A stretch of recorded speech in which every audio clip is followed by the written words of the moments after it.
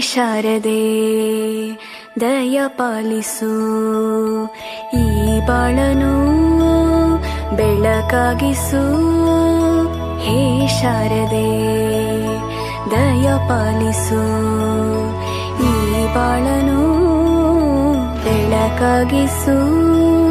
ನಾಳೆಗಳ ದಾರಿಯಲಿ ನಂಬಿಕೆಯ ನೆಲೆಯಾಗಿರಿಸು, ಮುನ್ನಡೆಸು. ಕೈ ಹಿಡಿದು ನಾವಾಡೋ ಪದ ಪದದಲ್ಲೂ ಸಂಚರಿಸು.